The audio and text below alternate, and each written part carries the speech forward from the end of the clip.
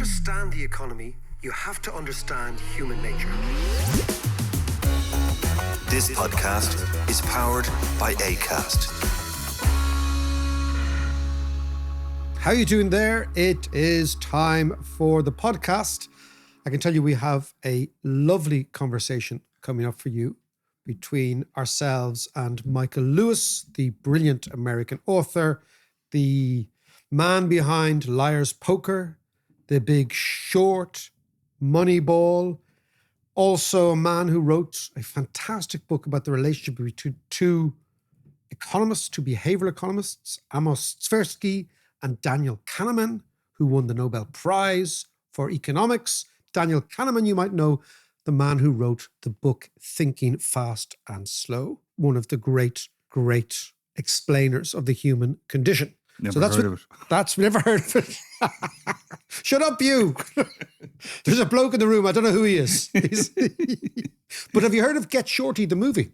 I have. Yeah, I love that movie with John Travolta and can't remember who else is in it. But Gene Hackman, who died last. Okay. Yes, he was in it. Yeah. So, and there was the sequel to that was Be Cool. So never say, John, that this podcast goes out on a limb about intellectualizing Thinking Fast and Slow, but we're back to Big Shorty. There's a link between them. Right. The Rock is in that as well. Who's The Rock? You know, Dwayne Johnson, The Rock. What? Who's The Rock? You know The Rock, the big, huge dude. Baldy guy, ex-wrestler. He's in everything. Everything that I don't know about, obviously. Yeah. Speaks volumes. Fuck off. Anyway, it's great to have you. We're going to talk to Michael Lewis in a couple of minutes' time. But first, and what we're talking to Michael is all about is what is it like to be an American waking up every day in the administration of Donald Trump? Michael talks about trust. He talks about how societies cannot operate in the absence of trust, but he talks much more interestingly for 1 minute, John, for us, about how financial markets cannot operate in trust. And the financial markets have given their, at least initial, thumbs down to Donald Trump. Yeah, so it seems. And I'll give you a statistic, right?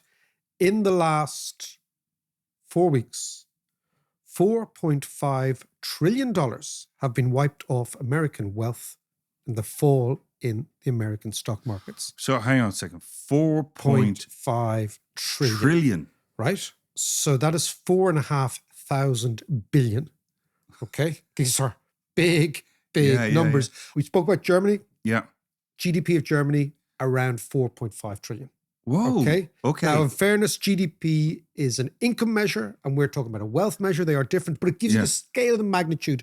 Your friend, Elon Musk. Yes, my bestie, yeah. Your besties has seen the value of his Tesla shares fall by 800 billion. So good enough for him. What we're saying is, do you remember we talked about Elon Musk with the new John Law? Yeah. It took John Law 5 years to bankrupt France.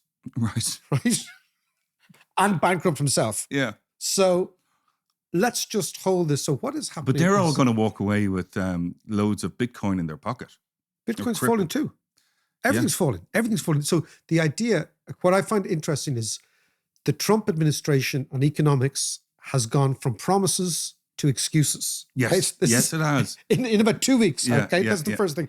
The second thing is they've sort of doubled down on this new line. So the old line was we're going to build an amazing society, economy, etc. Now they're doubling down. It's basically the thing we inherited was so bad that we have to break it all in order to rebuild the whole thing. Yeah. So basically what you're doing is you're seeing a dramatic rejection of Trumpism on the part of the financial markets, the very people who backed Trump in the first place. Yes. Now that is a fascinating thing. Well, it's interesting that, the markets reacted really badly the other day when he said, recession? Maybe, yeah. And, what kind of confidence can people have in that? I mean, in a way, it's a sort of a fairly honest approach. If he says, we are going to do something very dramatic, and that disruption is going to be so dislocating that there may well be a recession, but we will come out on the far side better off. Problem is, people don't believe that. So, for example... Not when their eggs are going through the roof. Not when their eggs are going through the floor. Yeah. right? Floor or roof. Floor, roof, whatever, right? Price of eggs, something that John has been very concerned about over the years. But I'll give you an economic history, John. When Paul Volcker came in 1979, 1980 and said, the rate of inflation is too high here. We have to bring the rate of inflation down, and thereafter we will create an economy that'll boom. People believed him because there was an actual A to B to C logic. Yeah, yeah. Now, the A to B to C logic of Trumpism is that we will cause disruption by closing off the economy to foreign trade. Tariffs are all about closing off the economy. America First is all about closing off the economy. And I'm going to give you a little bit of history here. Go right? on. I was waiting for that. The Ming Dynasty, John, right? Rarely does, I'd say, the Trumpians. So the Ming Dynasty goes from 1368 to 1644 in the Middle Kingdom in China. Right, okay. And the question that most economic historians have asked, and this is about Trump closing his kingdom off from the world, is why did Europe in the 14th and 15th century, when it was miles behind China in terms of sophistication, why did Europe emerge as the powerhouse of the world? Mm-hmm. Why did European ships arrive in the Atlantic coast of America and not Chinese ships arrive in the Pacific coast of America? Yeah. Why did European ships go from Europe around Africa to Asia, not Asian and Chinese ships go the other way? Right? Yeah.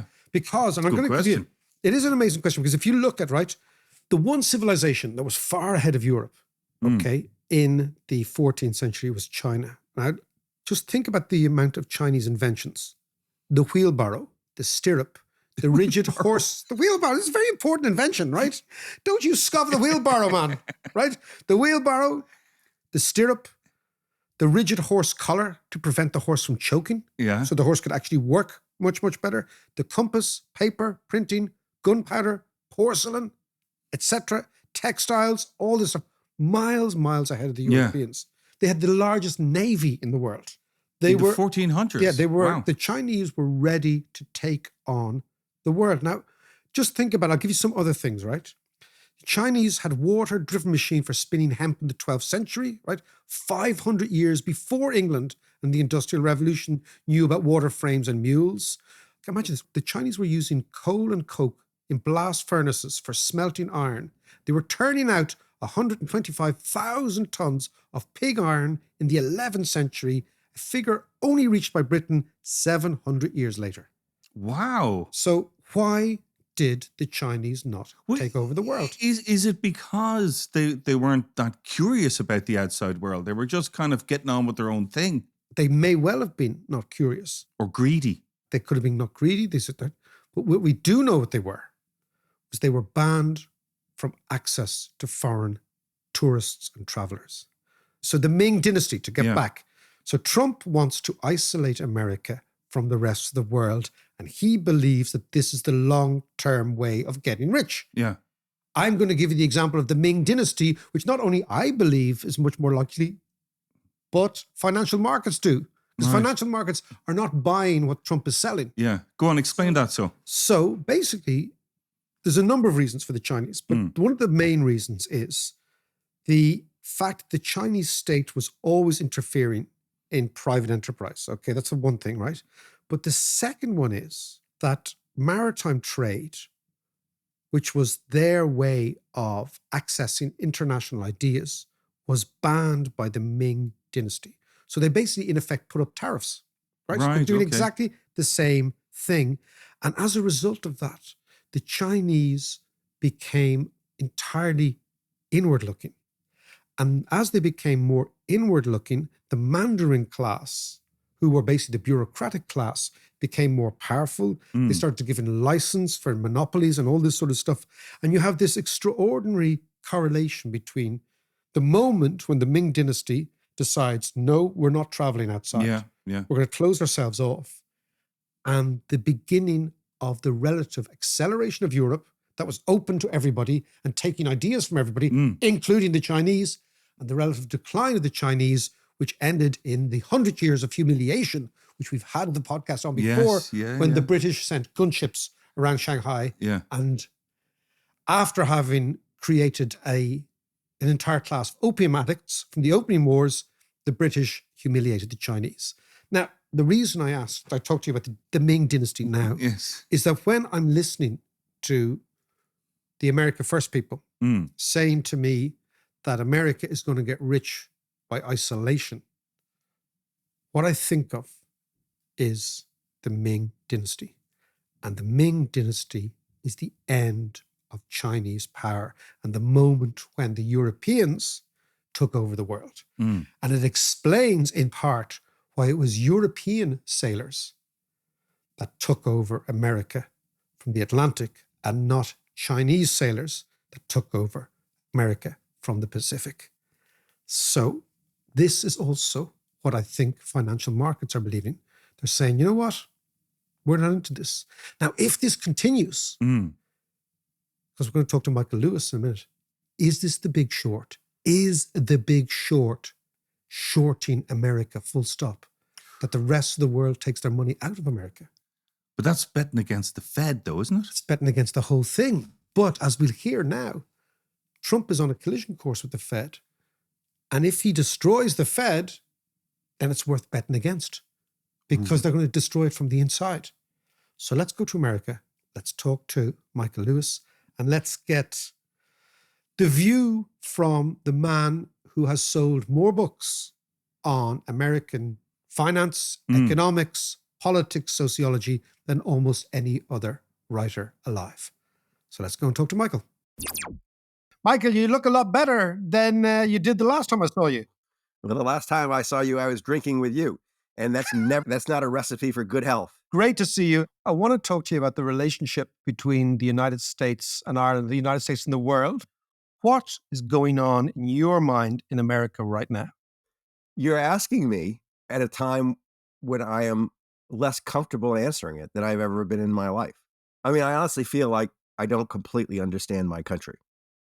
I could give you the potted explanations for what's happening with Donald Trump and the United States government and Elon Musk. I don't find any of them wholly satisfying. But one thing that is clearly happening is, over a long period of time, a decline in trust in institutions, and decline in trust in each other, decline in trust in the political process. And into that, with that tailwind, Donald Trump walked into politics. And the thing he does so well is destroy trust.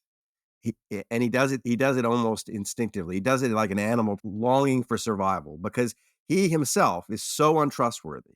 I mean, so unbelievably untrustworthy that he can't function in a trusting environment.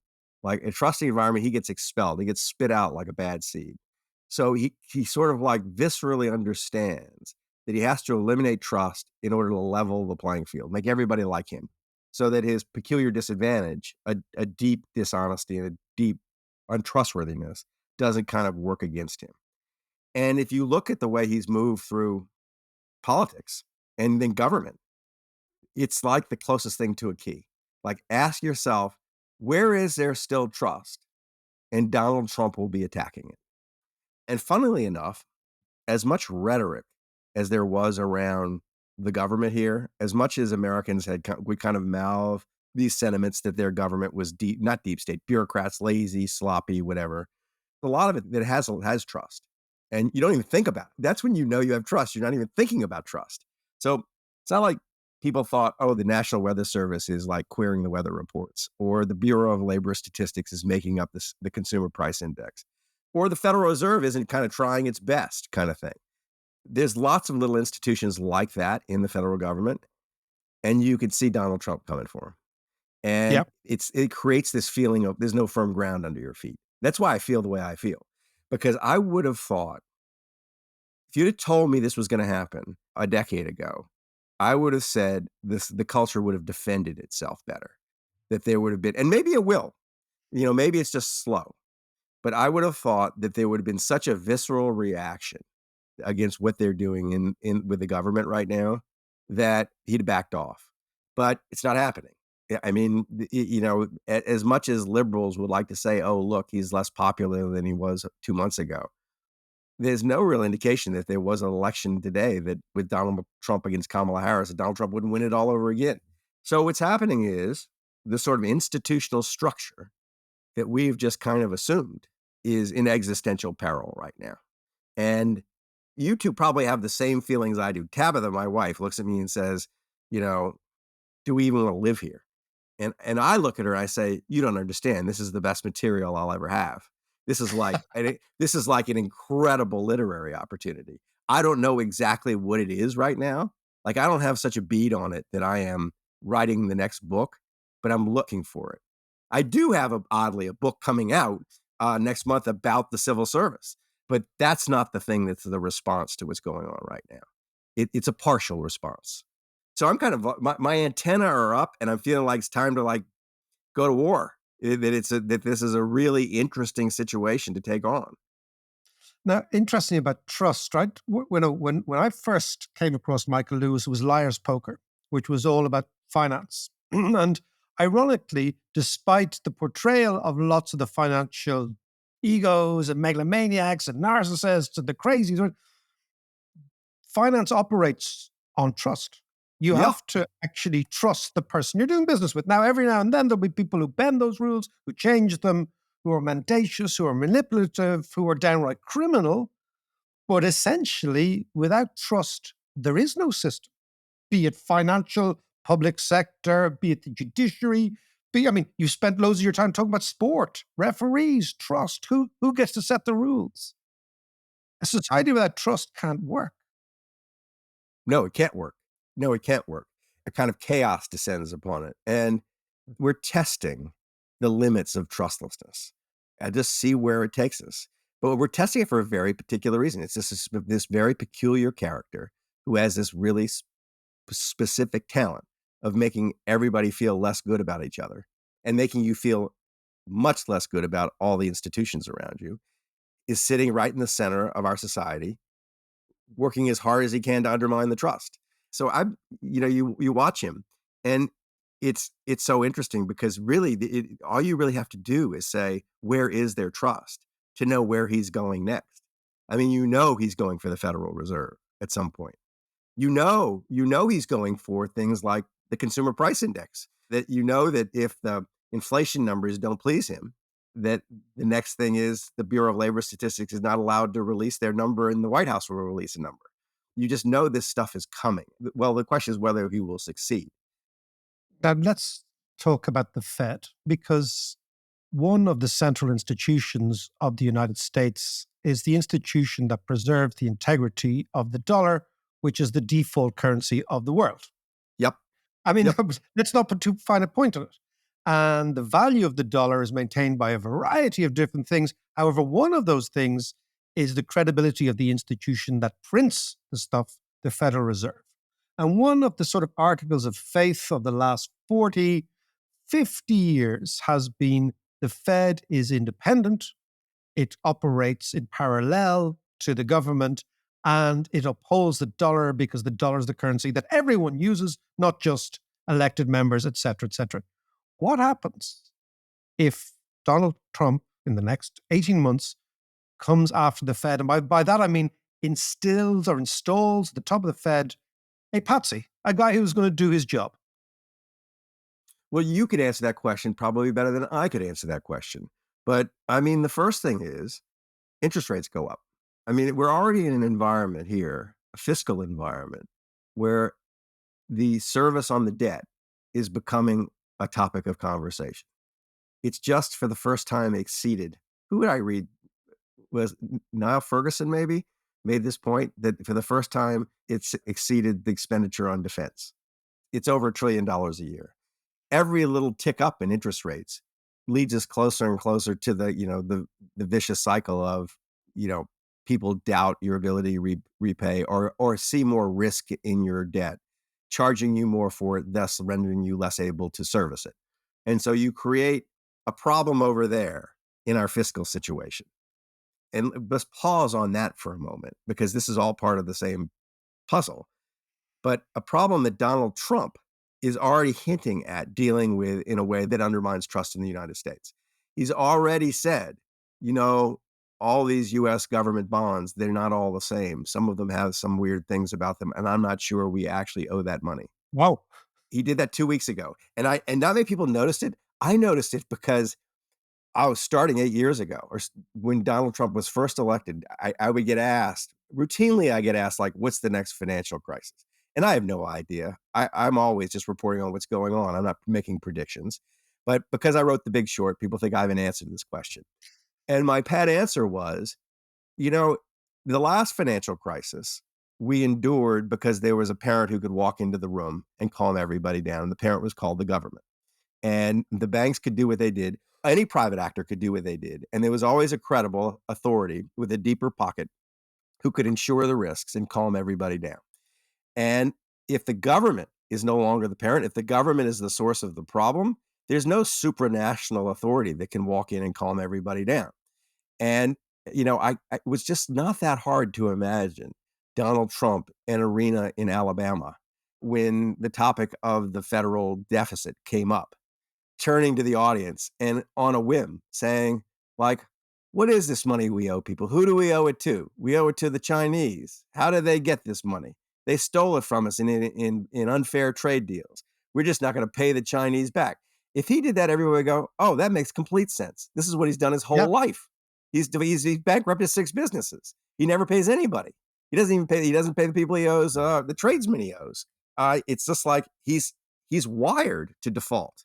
And an historian would look back on that and say, wow, the American people figured they didn't want to pay this debt off, and they hired the person's single best equipped to go into bankruptcy, to throw the country into a kind of bankruptcy. Of course, that's not where it leads, because we can print our way out of it with our currency. But I can see, first, if he installs a patsy in the Federal Reserve, there is a minor earthquake, at least in the markets. Interest rates on treasury bonds go up. And as it's the benchmark asset still, For the world. they go up. Problem. I mean, the weird thing is that when we create a financial crisis here and it's our fault, everybody flees to us. So we catch a cold and you get pneumonia, kind of thing. Well, you were the guy walking through the streets of Dublin where there was tumbleweed going up. Yeah, we were delinquent in ourselves, but the trigger was the Big Short moment, where this basically American banks realized they didn't even know what was on their own balance sheets, let alone what was on other people's balance sheets. So, I mean, are we saying, Michael, the next Big Short is America? Except it's a really tricky short to play, because it's unclear that you would short America. That America might trigger the problem, but it's not clear that our securities is what you should be short. But so I think the first thing that happens is there's something if it's clear that he has neutered the Federal Reserve, that he has rendered just yet another instrument of it in his personal portfolio devoted to the enrichment of Donald Trump. If it's clear that's what he's done, that there will definitely be a reaction in the treasury markets. And this was something else I didn't want to leave aside.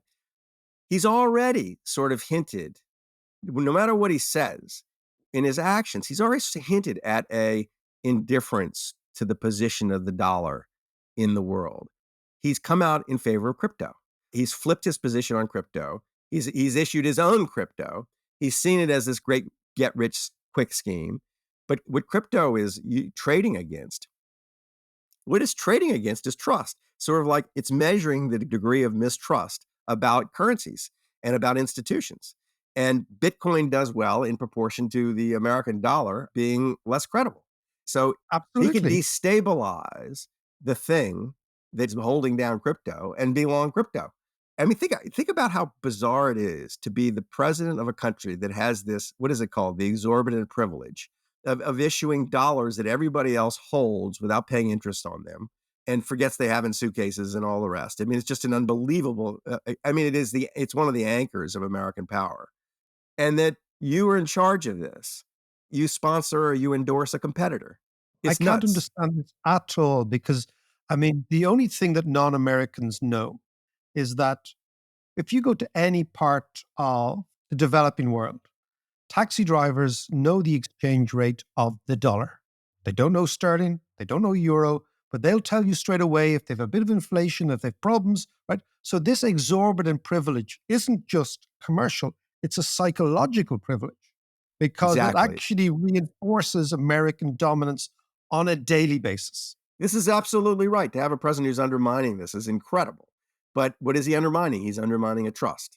So if we're playing this out, the first thing is there's this accident in the markets. Interest rates go up. Very bad for the economy. How bad just depends on what people believe he's going to do. But ultimately, if the Federal Reserve is not independent, if it is an instrument of Donald Trump's power, he'll debase the currency. That's what will happen. And it's not like once you start, you can just stop. It is a psychological phenomenon, right? Absolutely. If people cease to believe, it's very hard to get the belief back. It's not like we're not gonna do that anymore. Here, I'm gonna install someone you can trust. That's not the way it works. Like you can't be half pregnant. Either you are or you're not, and that's the way it is. And also there will be plenty of currencies emerging that will say, well, look, if you don't want to hold dollars, I mean, the greatest example from history has been since the First World War, the progressive debasement of sterling. Mm-hmm. And sterling, I mean, there's a reason that people in the English language, refer to things as somebody, if they played a really good football match, we started sterling performance, because that was meant to be the best thing you could do. And over time, as Britain became smaller and various British Treasury secretaries debased the currency, people said, nah, I don't want to hold it. I mean, that is a possible vista for what Trump might begin. He won't end this, but he might begin it. So the worst of the Roman emperors did this with their coins, right? That they diluted the silver in their coins. I believe you've read a book about that, written by some people. I have, and you can go to the British Museum and walk through their coin collection, and you can see what happened to Roman coins over time. Yeah. So Trump is a powerful force in that direction. And what I have not thought through in my head, I don't think it's really predictable. Like, if you were a smart hedge fund manager who thought this was going to happen, what are the positions you put on? I'm not sure it's clear that what you do is you short treasury bonds. I'm not sure that's clear at all. I'm not even sure it's clear you short the dollar if there's a real panic in the markets, because other things may go down more. But it is interesting. If you give us our magic wand, let's just destroy confidence in the dollar. Where does wealth go? What does it want to be in? Gold. You've seen gold has been gold is already responding to this. It's been going up and up and up. Swiss franc, which is a problem for Switzerland and has been a problem for Switzerland for the last 15 years, right? They can't keep their currency weak enough. It's too expensive. Yeah. It's too expensive. As a Swiss trader said to me, he says, we're trying to make our currency really ugly, but everyone thinks we're really pretty. Yeah. And we can't do it. And that's what's happening. Yeah. So where else? I don't know. Real estate, things that actually have real estate, right? That's right. Physical things. That's right. Physical things that generate. I mean, artworks. If you look at the hyperinflation in Germany, it was basically the middle class got destroyed because they were the people who based most things, back to the issue at the top of our discussion, on trust. Yep. They were the people who believed the government promises, the IOUs, the fact that their wages would be maintained, all that stuff. The very rich did very well because they went to physical assets. Yep. And the very, very poor, because they had no assets, didn't do too badly because their wages kept up in inflation, because they were the guys voting along the lines of saying, well, look, if you keep us together, we'll vote for you. So it was actually the very rich and the very poor were less affected than the ballast in the middle. But the ballast in the middle is the ballast. It's called the ballast because that's what keeps everything together. Yeah. So I don't know how we started this, but what's going on in my country is a feeling like this could happen. Wow. In the financial markets. In the political markets, he's already saying that he wants to have a third term. He's already said that the voting machines are rigged, the process is rigged. He's already setting the stage for doing the very thing he's accusing others of doing. And that's the other sort of tell he's got, is that when he starts accusing people of doing something, you can see he's already thinking of doing it himself if he hasn't done it already. And if the charges are almost always false, but the falser the charge, the more true this is. That if you want to know what Donald Trump is sort of secretly thinking or wanting to do himself, it's what he's accusing others of. So using the deep state, the quote unquote deep state, to go after your political enemies this thing that he's accused the Biden administration of doing.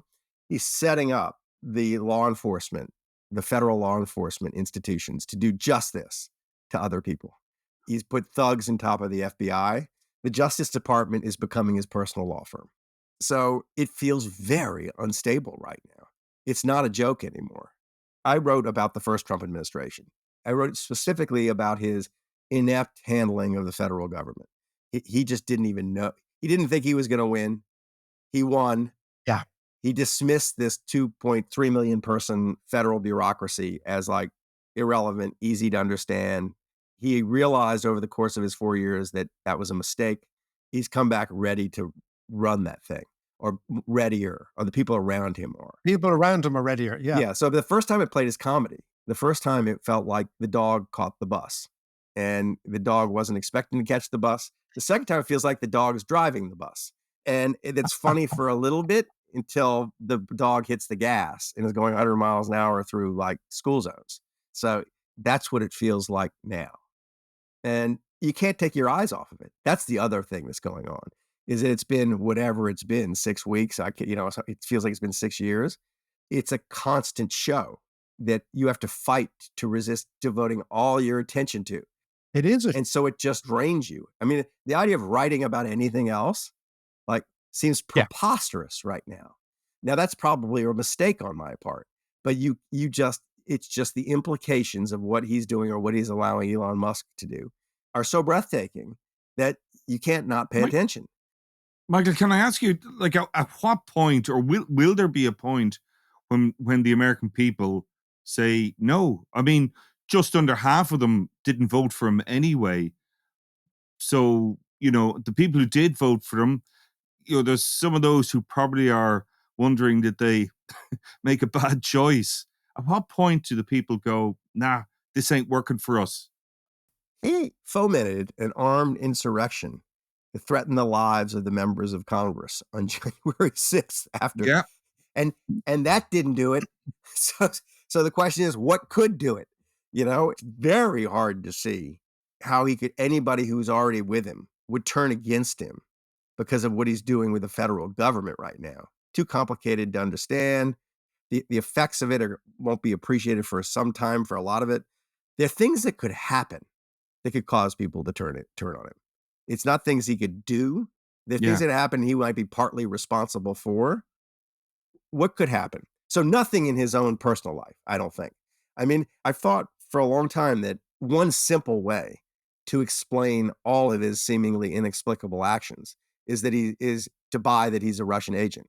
But I'm now at the point in my mind that even if it got revealed and people believed he was a Russian agent, that the part of the population that supports him would find a way to rationalize it. So I don't even think that would do it. So I don't think there's anything in his personal life, anything could be revealed about him that would change the feelings of the people who are kind of on his side.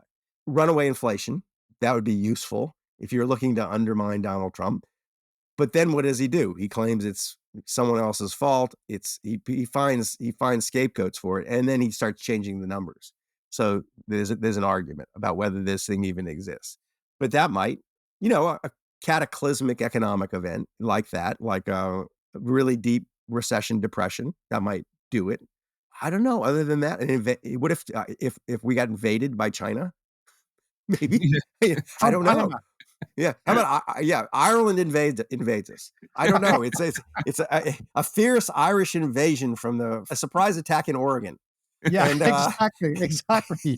But it's really hard. It's hard to imagine the thing because there've been so many things that you would have thought that would be the thing.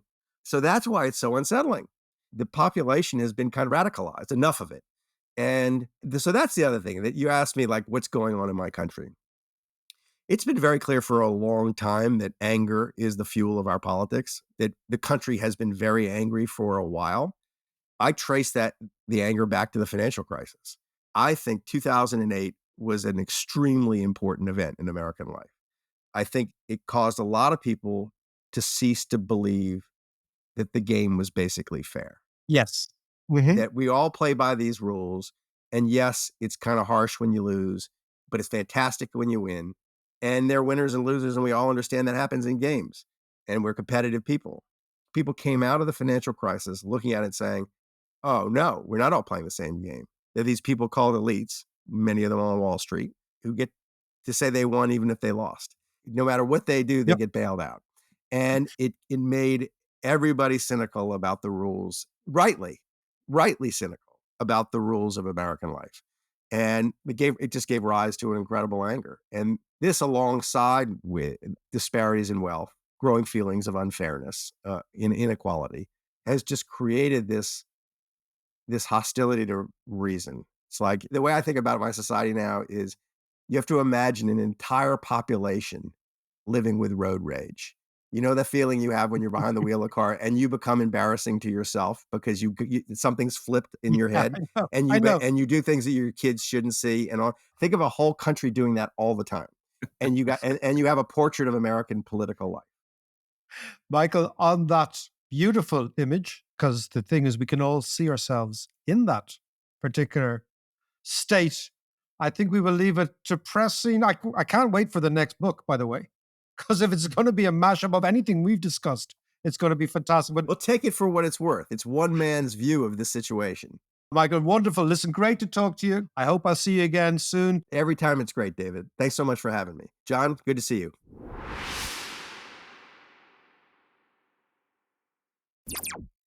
I love Michael's description of at the end there that everyone in America seems to have road rage. Yeah, it's a great description, isn't it? Yeah.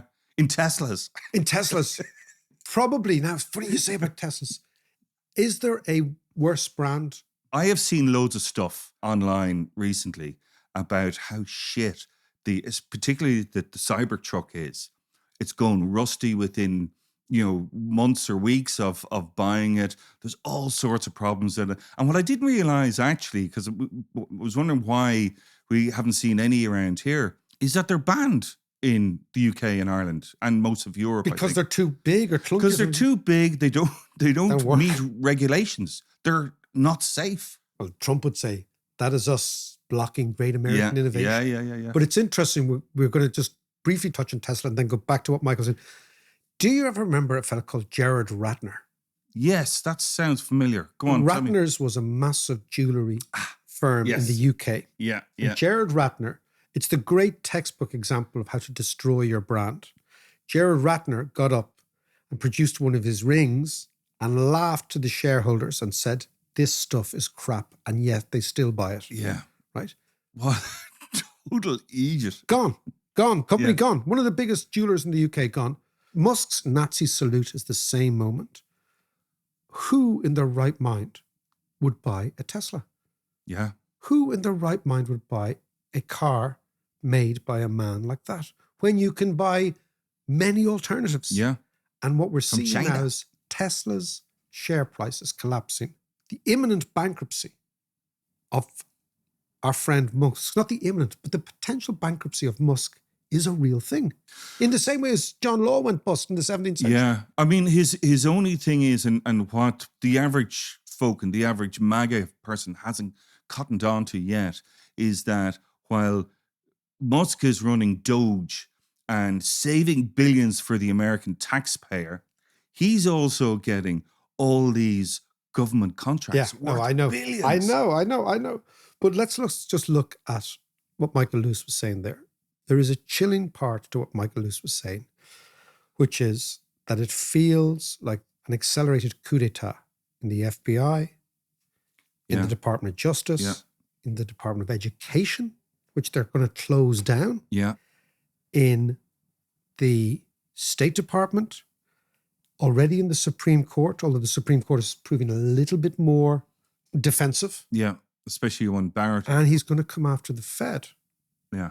So what you have there is all the institutions of the American Republic that people felt were strong, permanent, and beyond politics are now being contaminated and destroyed, or at least the people at the top are going to be acolytes of the president. Now that to me is a country that it's on its way to some sort of fascism. And I don't use this lightly. I don't use it lightly at all. But taken against the background of switching sides in Ukraine, Mm. of the Russian playbook, of saying Europe's the problem, this is the most radical thing we have ever seen, and nor could we've expected. So I think the conclusion is, John, the Big Short, in the same way as the Big Short in the property bubble, was to short and go short and sell all assets that were related to property. Maybe what the Big Short in the Trump world will be the world sells America. And don't forget, America is a net debtor to the world to the tune of $13 trillion.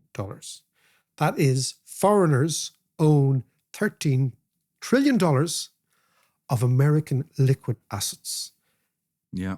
things that can be sold. Yeah. So maybe the Big Short, like you should have shorted the Ming Dynasty in 1400, Yes. is short America. There you have it.